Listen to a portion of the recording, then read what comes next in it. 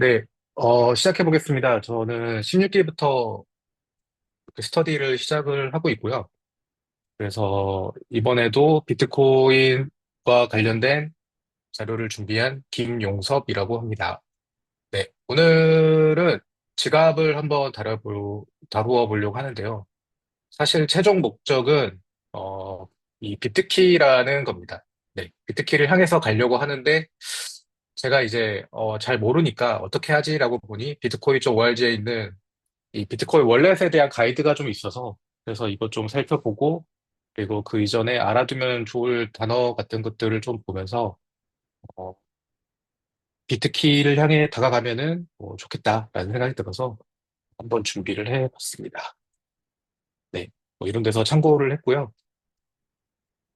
네, 그래서 목적은 이제 비트코인 월렛이 무엇인가 그리고 비트코인.org에서 제시하는 월렛 가이드를 이해하고 그리고 관련된 몇 가지 원let을 보고, 그리고 최종적으로 이제 블로그에서 출시한 이 비트키가 기존의 원let과 무엇이 다른지를 좀 알아보면서, 전체적인 비트코인 원let을 좀 이해하는 시간을 가지면 어떨까 싶습니다. 그래서 일단 비트코인 지갑이란 무엇인가를 비트키 사이트에 FAQ에 있더라고요. 그래서 뭐 기본적인 것이지만 한번 뭐 짚고 가 보자면, 지갑은 결국 이 비트코인을 주고받는 데 필요한 이 키를 보관한다. 네, 그러한 것이고, 어, 여기에서는 이 월렛을 이런 식으로 구분을 했습니다. 뭐, 핫 월렛, 콜드 월렛, 멀티시그 월렛, 이제 거래소 월렛, 그리고 자신들이 만드는 이제 비트키 이렇게 구분을 했는데, 뭐, 명확하게 이렇게 구분을 할 수는 없지만, 뭐, 일반적으로 통용되는 정의라고 생각해서 그대로 가져왔는데요. 그래서 핫 월렛이라 함은 이제 컴퓨터나 휴대폰에 설치된 이제 앱으로 생각하면 되고, 인터넷 연결이 필요하고, 홀드 월렛은 이제 오프라인으로 저장하는 하드웨어 장치라고 생각을 하면 되고, 멀티시그 월렛이란 이제 한 개가 아니라 이제 두 개 이상의 이제 서명이 필요한 그런 서명이 가능한 그런 멀티시그 월렛 가능한 것을 이제 멀티시그 월렛이라고 하고, 그다음에 거래소, 그다음 수탁, 커스티디 이제 월렛 같은 경우는 이제 거래소가 고객을 대신해서 개인 키를 관리하는 거. 네.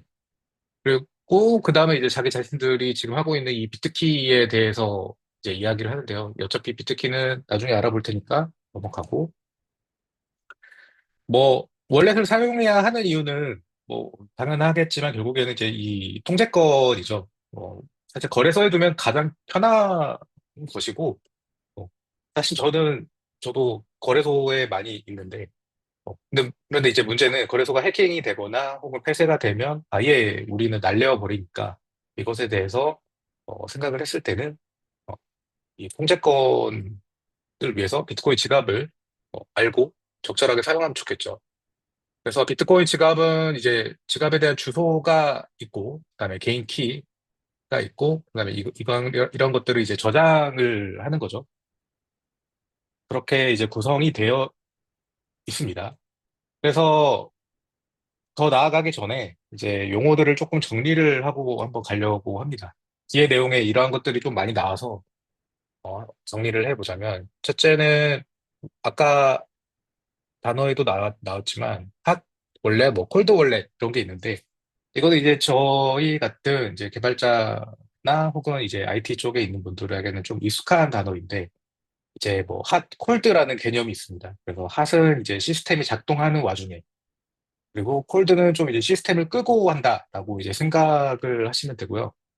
그래서 이제 뭐 중요한 게 뭐 이런 거죠. 뭐 핫스왑 이런 것 같은 경우는 이제 시스템을 끄지 않은 채로 작동하는 채로, 그러니까 서비스가 계속 작동하는 채로 뭐 부품을 교체한다. 이러면은 이제 핫스왑이라고 하고, 이제 콜드스왑 같은 경우는 아예 시스템을 끄고 이제 뭐 한다.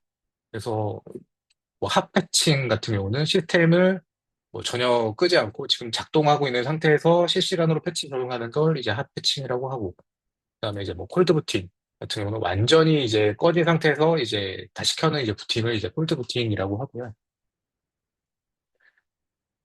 그래도 이제 이 크립토 월드에서 보니까 이제 핫 콜드는 이 인터넷에 그래서 연결되어 있느냐, 연결되어 있지 않느냐.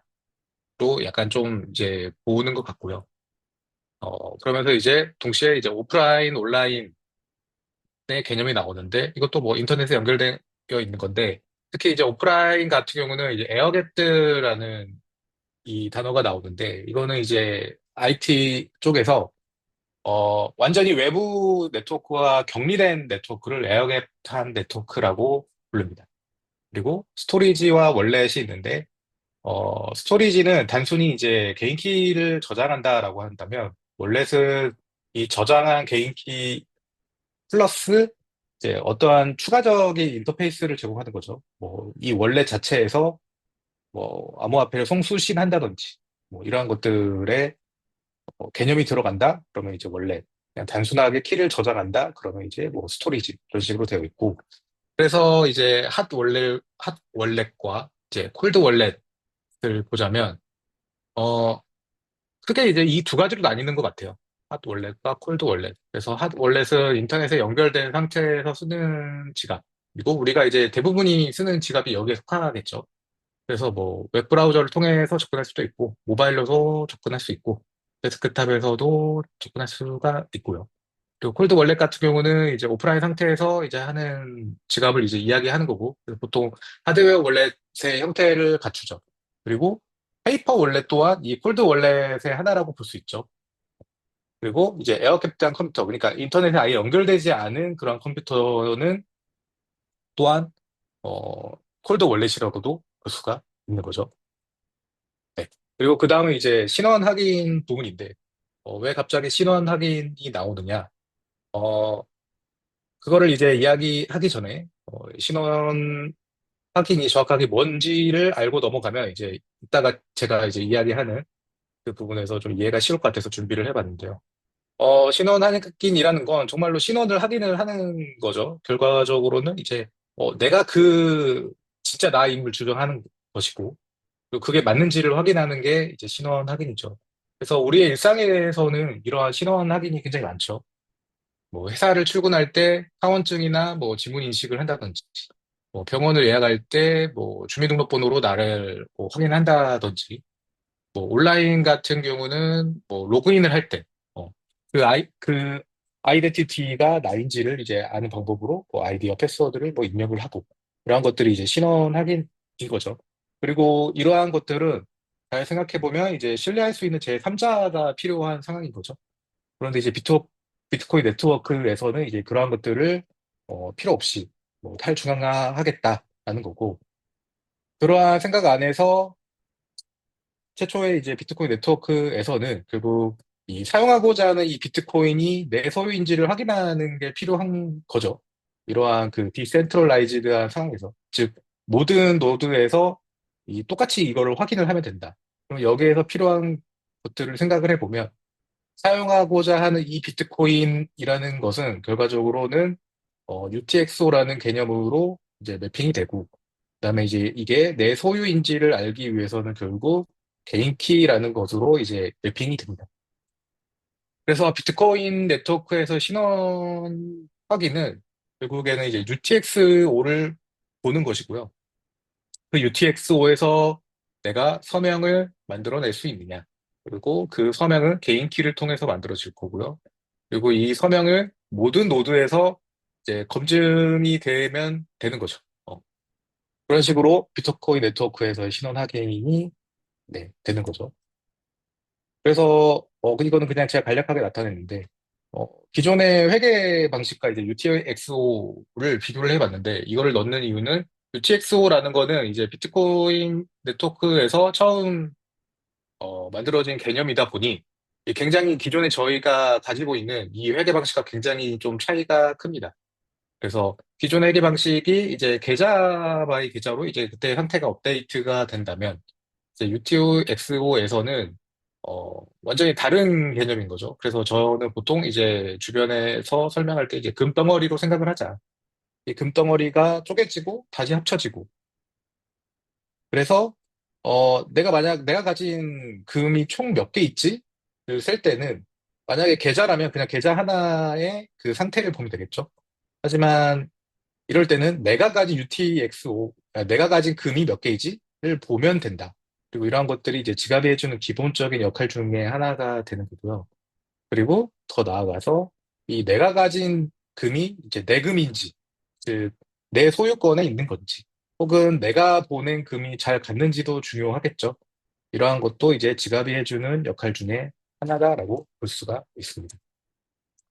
그리고 그 다음에 알아두면 좋을 거는 이제 비트코인의 주소입니다. 그래서 이 뭐 P2PKH 주소, P2SH 주소, 배시3이 세그위 주소, P2TR 주소가 있는데 일단 이 P2PKH, P2SH, 즉 비트코인 주소로 1로 시작하거나 3로 시작하면 우리는 이제 보통 이거를 이제 레거시 어드레스라고 부릅니다. 그리고 요즘에 만약에 만드신다 그러면은 이 배시3이 세그윗이나 이 P2TR 템루트 주소로 만들 거고요. 그래서 BC1Q로 시작하든지 BC1P로 시작하든지 네, 하실 겁니다. 네. 그리고 이제 내가 가진 개인 키에서 공개 키 그리고 비트코인 어드레스가 어떻게 될까가 궁금하시면 이제 제가 이거는 이제 숏 버전으로 제가 준비한 거고 제가 링크로 풀 버전을 이제 하나 또 준비를 해놔서 그거 궁금하시면 제가 링크를 단 걸 보시면 알 수 있을 겁니다. 그리고 그다음 마지막은 이제 2FA인데, 이건 비트코인에서만 있는 게 아니라 그냥 저희 일상에서 많이 쓰이죠. 근데 이제 이것에 대해서 중요성이 높아서 제가 그냥 간략하게 준비를 해봤는데요. 2FA는 이제 투팩터 이제 오스인데, 두 가지 이제 서로 다른 인증 방법으로 이제 나임을 확인하는 거죠. 그래서 우리가 보통 많이 하는 거는 처음에 이제 로그인할 때 비밀번호로 입력해서 들어갑니다. 그리고 두 번째로 이제 인증 앱, 이제 구글 오스가 되게 유명하죠. 혹은 뭐 어떤 뭐 문자 메시지 저희 받는 것도 있죠. 이런 식으로 혹은 뭐 지문이나 뭐 얼굴 인식 호체 스캔 뭐 이런 것들도 있고요. 네, 이런 식으로 이 두 가지 요소를 조합해서 사용하는 게 이제 2FA이고요. 그래서 이제 이러한 지식을 바탕으로 이제 한번 비트코인 월렛을 이제 한번 보려고 하는데 이 비트코인.org에 가보면 이 비트코인 월렛을 선택하는 어떠한 이런 뭐랄까요 가이드 같은 게 있습니다. 그래서 뭐 예를 들어서 오퍼레이팅 시스템에 제가 이제 리눅스를 이제 선택을 한 거죠. 그러면 이제 이런 식으로 나오고 막 이렇게 해서 이거는 95, 뭐 이건 엑스터블하고 뭐 이러한 것들이 나옵니다. 네. 그래서 이제 이것들을 그냥 간략하게만 보자면 뭐 오퍼레이팅 시스템이야 뭐 너무 쉽죠. 뭐 모바일이고 데스크탑이 하드웨어. 그리고 유저 타입은 이제 U는 이제 초보자에게 쉬운 거. 그러니까 쉬운 고급 기능이 오히려 없는 거죠. 이러한 버전이 있고, 이제 익스피리언스드는 이제 뭔가 어드밴스드 옵션을 사용하고 싶은 경우에 이제 생각을 해보면 되고요.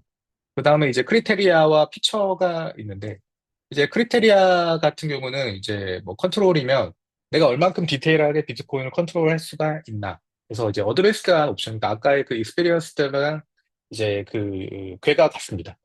그래서 얼마나 내가 이 비트코인을 내 마음대로 그 책임은 내가 질 테니 내 마음대로 할 수 있느냐. 그리고 밸리데이션 같은 경우는 이제 내가 어느 정도로 검증을 할 수 있느냐. 이 월렛을 통해. 그래서 뭐 플로드 있냐 혹은 뭐 SPV 있냐 라는 거고요. 플로드와 SPV 설명은 어 제가 여기서는 뺐는데 아까 이야기했던 풀 버전에는 있으니 한번 읽어보시면 좋을 것 같고요. 트랜스페런시 같은 경우는 이게 이제 얼마나 내가 투명하게 이걸 볼 수 있느냐. 그러니까 이 월렛의 뭐 소스 코드가 어떻게 되고 빌드를 해서 뭐 이 빌드에서 나온 뭐 핑거프린트 값이 어떻게 돼서 이거 내가 진짜 까는 게 이거다. 라는 거를 내가 얼마나 확인할 수 있느냐. 그리고 인바이러먼트는 이제 어떤 환경에서까지 작동 가능하느냐. 그리고 프라이버시는 이제 내 프라이버시, 그러니까 익명을 얼마나 지킬 수 있느냐로 연결이 되는 거고요. C는 이제 중간에 수수료 수정이 가능하느냐를 이제 보는 게 이제 이 크리테리아라고 볼 수가 있습니다. 그리고 피처는 이제 아까 이야기했던 뭐 2FA, 그다음에 뭐 배시 3이, 그다음에 플로드 하드웨어 원래 레거시 어드레스는 뭐 아까 이야기했었고요. 그다음에 라이트닝 같은 경우는 이제 라이트닝 네트워크를 지원하느냐, 멀티시그는 이제 그 멀티 다중 서명을 지원을 하느냐, 세그윗은 세그윗 프로토콜을 얼마만큼 이용할 수 있느냐를 이야기를 합니다.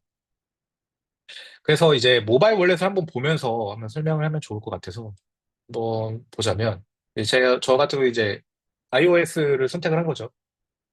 그래서 이렇게 그러니까 이것 말고도 훨씬 더 많은 당연히 훨씬 더 많은 그 월렛들이 있을 건데 그중에서 이제 비트코인.org에서 그래도 나름은 괜찮다고 보는 것들을 가져온 거고요. 그중에서 이제 제가 좀 블록스트리밍이라는 회사를 좀 관심 있게 보고 있어서 이제 그중에서 이제 그린이라는 것을 이제 선택을 했는데요. 그전에 이제 모바일 월렛 같은 경우를 보면 뭐 꼭 모바일 월렛에서만 어, 적용을 하는 건 아니지만 지갑을 이렇게도 볼 수가 있습니다. 그러니까 SPV 지갑. 그러니까 뭐 간략하게 검증을 내가 어느 정도 살짝 하는 정도를 지원하는 지갑이냐. 아니면 아예 이 지갑 자체에서는 즉 지갑을 클라이언트로 보자면 지갑에서의 클라이언트에서 아무것도 안 하고 대신에 프라이빗한 서버를 둔 다음에 이 서버에서 의존적으로 뭔가를 하느냐. 혹은 우리가 뭐 잘 알고 있는 블록체인닷컴 같은 곳의 API를 통해서 내가 무엇을 할 수가 있느냐를 통해서 이런 식으로 어떻게 모바일 월렛을 구현할 수가 있는지 이렇게 볼 수가 있고요. 그중에서 이제 블록스트림 그린을 이제 조금 더 봐볼 텐데요. 어, 블록스트림 그린 같은 경우는 일단 뭐 코드 자체는 오픈되어 있고, 그다음에 뭐 멀티 플랫폼입니다. 그러니까 제가 iOS에서 골랐지만 사실 뭐 여러 플랫폼에서 이미 그 원래 앱이 있습니다. 그래서 기본적으로 이제 스탠다드 이제 뭐 싱글 시그를 지원을 하고요. 그다음에 이제 조금 이제 제가 특별하다고 생각해서 가져왔는데 이렇게 2FA 프로텍티드 어카운트라는 것들을 이제 지원을 합니다. 이거는 제가 뒤에서 설명을 해드릴 거고요. 그리고 이제 하드웨어 월렛을 이제 서포트합니다. 하드웨어 월렛 자체는 제가 이제 뒤에서 이야기할 건데 이제 인터그레이션이 잘 되어 있는 거죠. 그러니까 내가 가진 하드웨어 월렛과 이 모바일 월렛을 잘 섞어서 이제 쓸 수가 있다. 그리고 이제 아까 앞에서 이야기했던 뭐 키 컨트롤, 그다음에 뭐 이거는 뭐 언어가 언어이고요. 뭐 프라이버시. 여기에서의 프라이버시는 그러니까 얼마나 이제 뭐 KYC가 뭐 필요하냐 아니냐 뭐 이 정도의 그 프라이버시로 되어 있고요. 앞에서 이야기했던 어떤 뭐 익명성 뭐 이런 것과는 조금은 거리가 멉니다. 그리고 여기서 이야기하는 API는 이제 자기네들 안에서 이제 얼마나 이 플로스트링 그린을 이용해서 개발자들에게 API를 제공하느냐의 의미이고요. 그래서 이 앱을 살짝 보면 월렛이라는 개념과 이제 계정이라는 개념이 있습니다.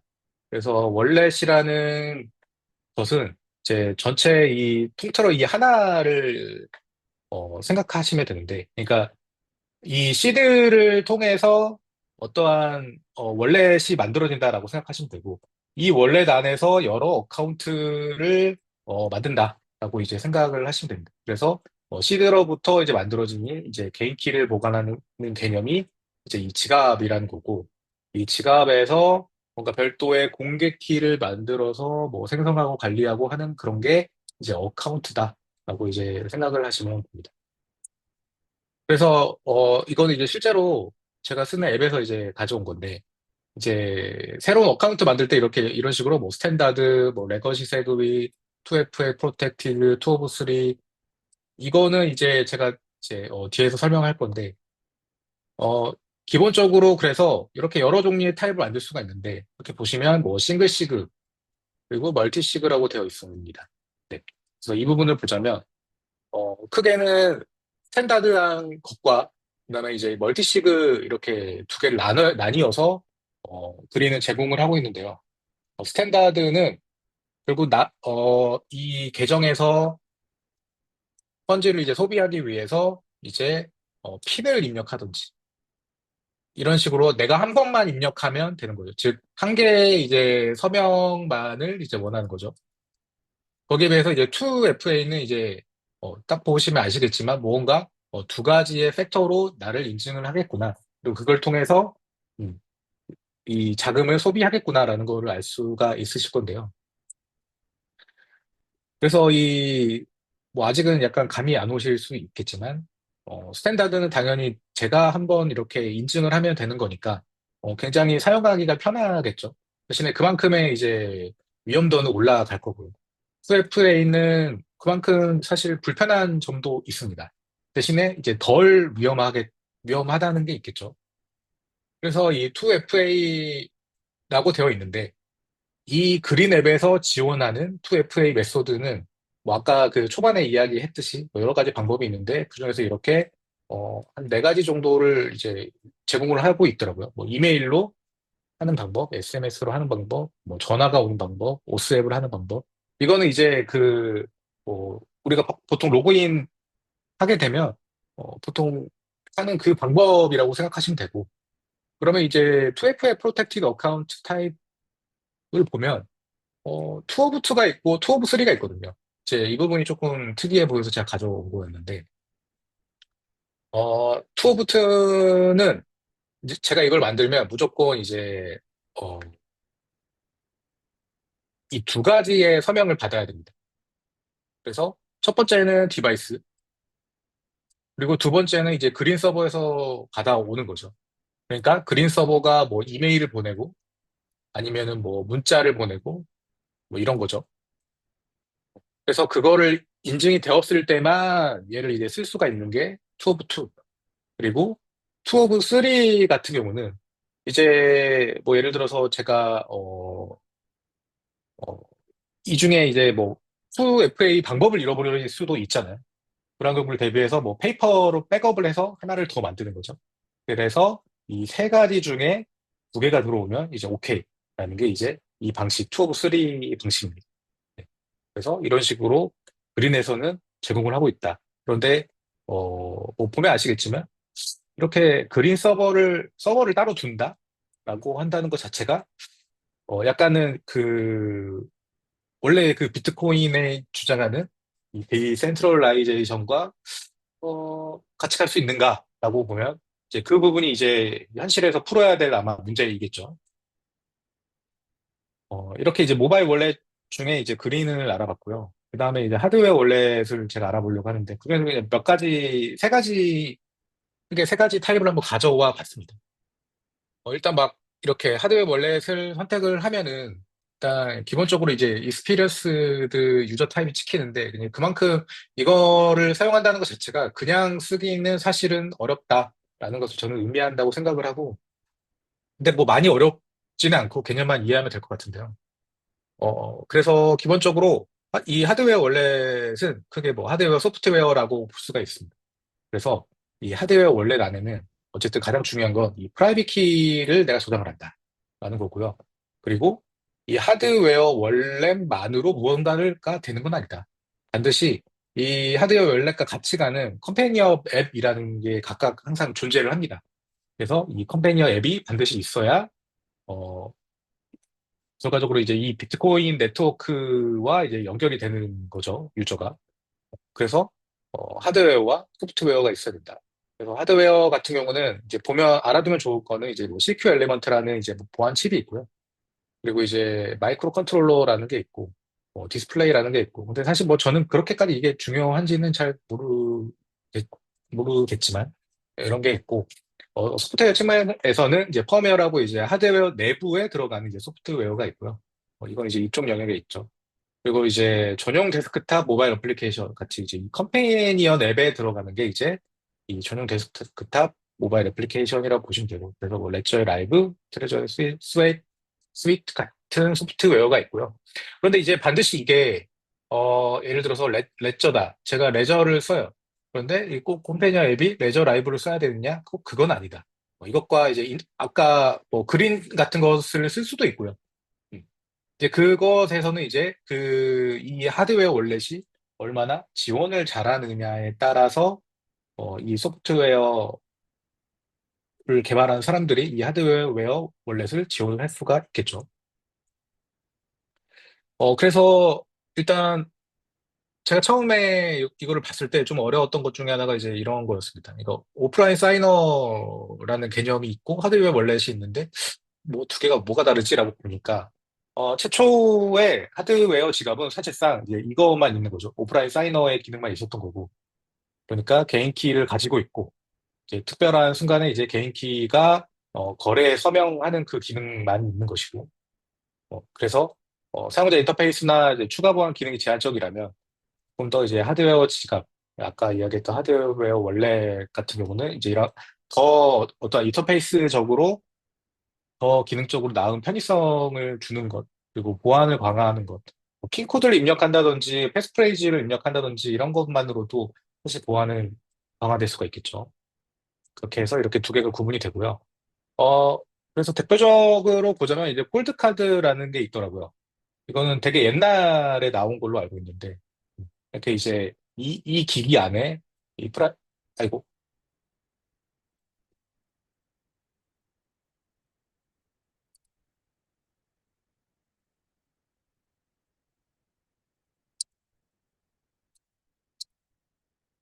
네. 아, 죄송합니다. 네. 이 기기 안에 이제, 프라이빗 키가 있는 거고, 대신에 그냥 바로바로 하면 안 되니까 여기 숫자가 보이시겠지만 이제 이걸 통해서 내가 나임을 이제 인증을 하는 거죠. 저도. 그런 걸 통해서 이제 서명하는 거고, 이 기기들은 컨베니어 넷과 항상 연결이 되어 있어야 되는 거고.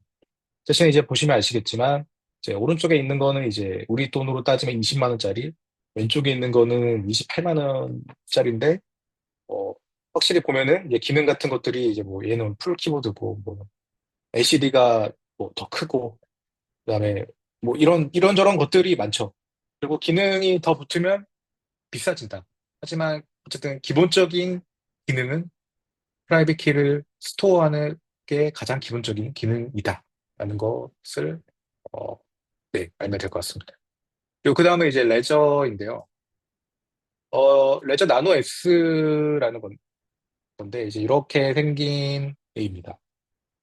그래서 뭐 여러 가지 버튼이 있는데 이제 이런 것들이 어, 여러 가지 타입이 있더라고요. 그래서 뭐 레저 나노 S 플러스 X, 뭐 플렉스, 스택스 이런 식으로 있어서 뭐 가격대가 되게 다양하고 보니까 성능도 뭐 여러 가지가 있더라고요. 그런데 이제 여기서 볼만한 거는 확실히 이제 사이즈가 점점 커진다.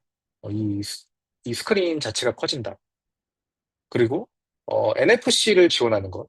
네, 이게 이제 블루투스와 NFC를 지원하는 것. 이게 이제 굉장히 편리한 인터페이스이기 때문에 점점 이제 가격이 올라갈수록 그런 것들을 지원을 한다라는 거고요. 이것도 뭐 똑같이 그 기능은 아까 이야기한 그런 기능들이 이제 기본적으로 역할을 하는 거죠. 이제 추가적으로 점점 더 이 큰 스크린에서 내가 할 수 있는 게 많아지겠죠. 그러면 아까 이야기했듯이 뭐 크립토에 대해서 뭐 조금 더 뭐 여기서 직접적으로 조작을 한다든지 이런 것들이 더 가능해지겠죠. 그래서 이건 이제 레저 라이브라고 해서 레저에서 제공하는 이제 컴패니언 앱입니다. 그래서 추가적으로 이제 이 안에서 뭐 크립토를 뭐 관리도 할 수도 있고 그러니까 기본적으로 이 아까 있었던 이 레저 나노 뭐 레저 이 디바이스들과의 연결은 당연히 기본적으로 하고 추가적으로 이제 뭐 매니징하고 크립토 스테이킹하는 그 기능까지 이제 제공을 하고 있다. 이런 거고요. 이거는 이제 제가 좀 특이해서 가져가 봤는데 이제 레저 리커버라는 서비스가 있습니다.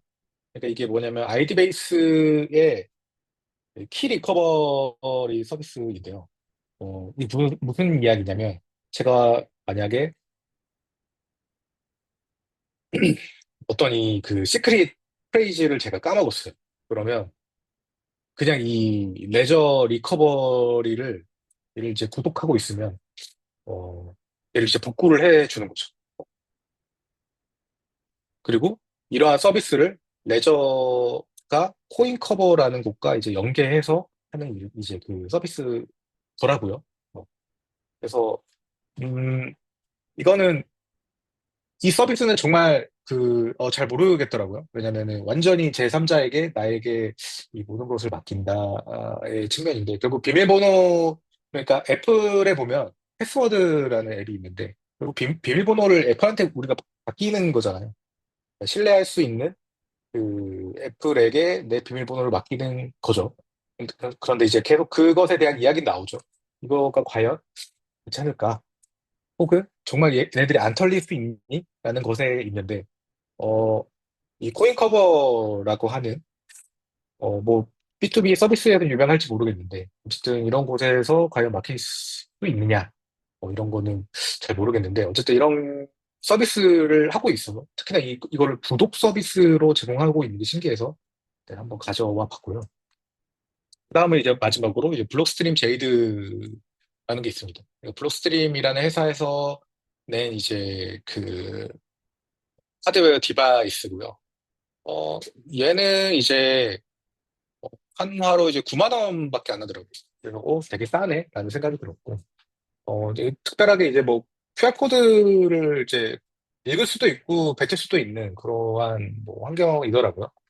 근데 제가 알아본 바로는 가장 좋은 게 이제 블록스트림 그림과의 이 호환이 되게 좋다더라라는 거고, 음, 그 외에 뭐 여러 가지, 블록스트림, 결과적으로 블록스트림 그린을 씀으로써 얻는 어떠한 뭐 다양한 기능들이 있다고 하더라고요. 제가 이 부분을 정확하게 써보지를 못해서 어떻게 말은 못하지만 어쨌든 이러한 것이 가능하다. 그리고 뭐 USB 방식, 뭐 블루투스 방식, 아까 이야기했던 QR코드 방식으로 이제 컴패니어 앱과 이제 통신이 되는 거죠. 그래서 이거 같은 경우는 이제 제이드라는 하드웨어가 어떻게 이 컴패니어 웹과의 호환이 되느냐를 정리한 거고요. 그래서 꽤 많이 되고 있다를 이제 주장하려고 하는 것 같아요. 네. 그리고 이거는 이제 지금 이제 제이드라는 이 제이드 여기서 이제 자랑을 하고 싶은 거죠. 그래서 이렇게 나온 건데 결국 블록스트림 제이드가 가장 많은 그 기능을 갖췄어라는 걸 이제 이야기하는 것 같습니다. 그런데 제가 확실하게 느낀 건 가격은 싸다라는 거고요. 그리고 이제 마지막을 향해 가고 있는데요. 이제 비트키 결과적으로 저는 이거를 위해서 이제 앞에 거를 이야기한 건데 이제 비트키에 대해서 한번 설명을 해보려고 합니다. 일단 비트키는 블록이라는 회사에서 만든 이제 어, 좀 직관적이지는 않은 겁니다. 그러니까 얘는 암호화폐 월렛의 여러 측면을 결합한 어떠한 솔루션이자 프로덕트이자 서비스라고 생각을 하시면 됩니다. 네. 그래서 뭐 하드웨어적으로는 150달러에 되어 있고요. 어, 지문 센서가 있고 NFC가 있고 USB-C가 있고요. 그리고 개인적으로는 가장 마음에 드는 건데 직접적으로 블로그를 운영을 하면서 자기네들이 왜 이렇게 설계를 했는지에 대한 게 나와 있어요. 그래서 뭐 이런 것들도 알 수가 있고요. 특히나 이제 뭐 이거 보시면은 이러한 뭐 디자인 같은 경우도 좋고 이 가운데 있는 게 이제 지문 인식을 하는 부분이고 이거를 이제 핸드폰에다가 딱 가까이 대면은 NFC로 통신을 하면서 이제 인증을 하게 되는 그런 거죠. 그리고 이제 제가 비트키가 조금 다르게 길을 가고 있구나라고 느꼈던 거는 이 엑스체인지, 그러니까 거래소랑 함께 간다라는 겁니다. 그러니까, 어, 거래소를 최초의 사실 가장 큰 문제는 이 비트코인을 어디서 얻어오느냐 자인데 그런 것들을 이제 기존의 본인들이 소유하고 있는 뭐 캐시앱이라든지 혹은 코인베이스 같은 경우는 미국에서 가장 큰 거래소잖아요.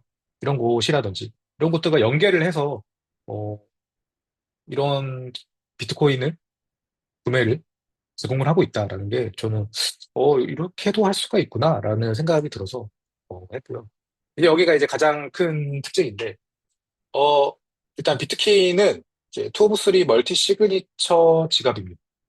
그러니까 아까 앞에서 제가 굳이 모바일 앱 그린에서 투 오브 3를 이야기한 게 사실 이거를 설명하기 위해서 한 건데요. 기본적으로 이 모바일에도 키가 있고 하드웨어에도 키가 있고 그다음에 이 서버 키 여기서도 이제 자기네들 프라이빗한 서버인 거죠. 이 블록에서도 키가 있고 각각 키가 세 개가 있고 세 개 중에 두 개가 이제 서명이 가능해야 이제 이 비트코인을 옮길 수가 있는 거죠. 어, 그중에서 이제 두 개는 그러니까 모바일 키와 하드웨어 키는 이제 내가 소유하는 거고 그다음에 서버 키는 이제 블록사에서 이제 소유를 하고 있는 거죠. 그래서 이 세 가지 키가 어떻게 작동하는가를 보면, 저는 이제 이 부분에서, 얘네들이 되게 디테일하게 고민을 했구나라는 생각을 많이 했는데, 일단 모바일 키에서는 어떠한 모바일 한도를 설정을 하고, 한도 내에서 이제 결제 같은 걸로 하는 거죠. 그런데 이제 만약에 한도를 초과한다. 그러면 이제 공동 서명을, 이제 이 한도 변경이 필요하거든요. 그때 이제 하드웨어 키를 통해서 얘는 변경을 한다. 뭐 이런 식의 이제 유즈 케이스가 있습니다. 네. 그리고 이제 휴대폰을 만약에 내가 모바일 키가 있는 그 휴대폰을 분실할 경우에는 저는 이제 이것도 약간은 어떻게 이렇게까지 할 수 있나라는 생각이 드는데 이제 클라우드에 암호화된 백업 키가 저장이 된다라는 거죠.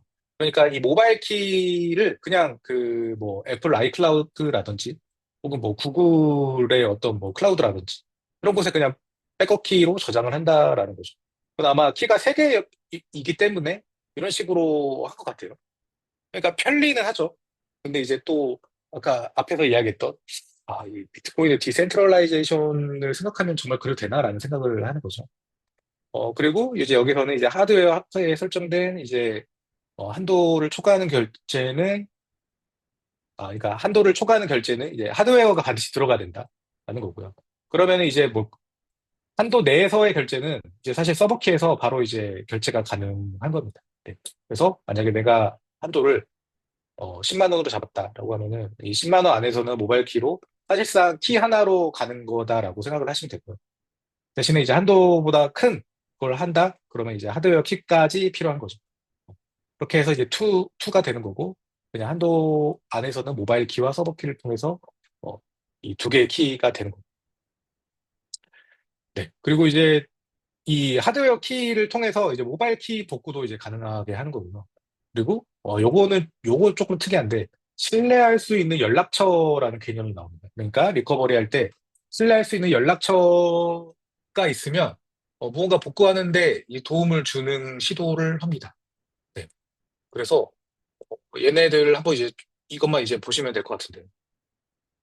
일단 비트키 하드웨어의 작동 방식은 만약에 어떠한 내가 저축금이 있다라고 한다면 만약에 이제 이거를 움직이기 위해서는 얘는 좀 뭐 큰 금액이다라는 가정이 있는 거죠. 그러면 일단 하드웨어로 내 지문으로 잠금 해제하고 휴대폰으로 탭한다. 이제 그 NFC를 이용을 하는 거죠. 이렇게 해서 이제 두 개의 키가 되는 거죠. 하드웨어에서 한 번, 그다음에 이제 휴대폰에서 한 번. 이런 식으로 이제 작동을 하는 거고요. 그다음에 앱에서를 보면 기본적으로 비트키는 모바일 앱 중심으로 이제 그 디자인이 되어 있습니다. 그래서 모든 설정이나 이런 것들을 모바일 앱에서 하게 되어 있고요. 그리고 이제 뭐 일일 한도 같은 것들에 대한 설정 같은 거를 할 수가 있고, 이제 뭐 만약에 이렇게 분실한다. 그러면 내가 만약에 휴대폰을 교체했다. 그러면은 그냥 구글 드라이브나 그러면 아이클라우드를 통해서 이제 복구를 할 수가 있는 거죠. 아까 앞에서 이야기했던 그래도 되나라의 포인트이긴 한데, 네, 이런 식으로 그냥 복구를 할 수가 있다라는 거고요. 근데 이제 하드웨어를 또 잃어버릴 수가 있잖아요. 이런 경우는 약간의 뭐 약간 복구 프로세스를 따로 그들이 이제 정의가 되어 있어서 이제 따로 이제 그 프로세스를 따라가게 되어 있고. 그리고 만약에 두 개를 다 분실할 수도 있죠. 핸드폰도 잃어버렸고, 근데 그 순간에 내가 하드웨어도 잃어버렸다. 라고 한다면, 그때는 이제 아까 처음에 제가 이야기했던, 이거 되게 특이하다라고 할 수 있는, 이 신뢰할 수 있는 연락처를 통해서 이 자금 접근을 이제 도와준다고 합니다. 저는 이게 그 소셜 뭐 약간 이런 시도라고 그들은 이야기하던데 조금 이게 좀 신기해서 근데 이게 또 이해가 되더라고요. 제가 만약에 부모님을 걸어놓고 제가 잃어버렸다. 그럼 부모님을 신뢰할 수 있으니까 내 신뢰자를 기반으로 복구를 해주는 건 그 또한 맞지 않을까라는 생각이 또 들기도 했고 근데 또 너무 이렇게까지 할 수가 있나? 라는 생각도 들고요. 그리고는 이제, 어, 뭐, 정리를 해보자면 좀 제가 정신없이 한 것 같은데. 첫 번째는, 비트키는 이제 앞에 제가 본 그 앱들과 비교를 했을 때, 첫 번째는 이제 UX적으로 굉장히 좀 특이하다. 일단 기본이 2 of 3 멀티 시그니처다. 그래서 세 개의 키를 갖고 두 개의 키로 거래를 서명하게 되어 있다. 근데 이제 기존 하드웨어 월렛 같은 경우는 뭐 주로 하나의 개인 키가 있고 개만으로 이제 그 작동을 했죠. 그리고 이제 이 부분이 이제 저는 되게 좋다고 생각하는데 굉장히 모바일 중심으로 접근을 하고 있다. 이제 제가 하드웨어 월렛 같은 거를 알아보고 컴패니어 맵 같은 경우를 딱 그 조사를 하면서 느낀 건데 여전히 데스크탑 앱을 중심으로 들어간다라는 생각을 많이 했어요. 그런데 여기서는 아예 과감하게 그런 어드밴스드한 기능은 좀 이제 안 하고 대신에 모바일 중심으로 확실하게 그 가는 거죠. 어, 그래서 모바일 앱에서 이제 많은 것들을 이제 다 할 수가 있는 거고요. 뭐 보안 설정이라든지 지출 규칙이라든지 이런 것들. 그리고 이제 지출 한도라는 개념을 이제 이거 사실 저희가 뭐 많이 가지고 있는 거죠. 근데 이거를 가지고 와서 지출 한도 안에서는 굉장히 편의성을 제공하고 대신에 큰 금액에 대해서는 보안을 이제 요구를 하는 거죠. 그리고 통합된 생태계. 그러니까 아까 제가 처음에 이야기했던 되게 큼지막직한 그런 거래소를 통해서 비트코인 구매를 할 수 있게 한다. 그럼 편하게 이제 이 시장에 공급이 될 수가 있는 거죠. 그래서 이런 부분이 굉장히 좋았다. 하드웨어 측면에서는 사실 NFC는 많이 있는데 지문 인증을 해서 가는 게 조금 독특하다라고 생각을 했습니다. 그러니까 이 두 개를 합친 거는 사실 거의 처음이었던 것 같거든요. 그리고 보통은 뭐 블루투스로도 많이 하고요. 뭐 NFC로 하는 것도 많이 있죠. 근데 지문 인식과 더불어서 이걸 결합을 했다라는 게 이제 조금 특이하다라고 생각이 들었고. 그리고 아까 제가 이야기했던 이 복구 부분이 굉장히 특이한 거죠. 그러니까 기존의 지갑들은 이 시드 구문, 그러니까 시드 프레이즈를 보통 하죠. 그래서 뭐 음원이 워드 해서 뭐 12개에서 24개 저희 항상 어딘가에 적어 놓잖아요. 그런데 그게 아니라, 이거는 좀, 의도적으로 그들은 이제 이 방향으로 접근하지 않으려고 했더라고요. 그래서, 결과적으로는, 결국 제3자에게 어느 정도는 제3자를 신뢰가 필요한 그런 걸 이제 디자인을 한 거죠. 뭐 이게 맞는지 틀린지는 사실 뭐, 가봐야 알겠지만, 그러니까 적절하게 제3자를 신뢰하면서도 어느 정도의 너에게 통제권을 가지게 하겠어가 이제 이 비트키의 포인트인 것 같습니다. 그래서 어쨌든 클라우드 백업이 가능한 모바일 키다. 뭐 신뢰할 수 있는 연락처가 있다. 이런 것들이 조금 이제 특이했기 때문에 이런 것들이 이제 어, 굉장히 특이했다라는 거고. 그래서 오늘 한 것들을 정리를 해보면 일단 월렛에서 이제 월렛이 무엇인지, 그리고 이걸 알기 위해서 뭐가 필요했는지를 알았고, 비트코인.org에서 제시하는 비트코인 원래 가이드를 살짝 살펴본 다음에 이제 뭐 월렛에서 뭐 데스크탑은 아니었지만 뭐 하드웨어 원래, 모바일 원래 조금 본 다음에 이제 그 비트키를 오늘 살펴봤습니다. 네, 오늘은 여기까지. 네, 감사합니다.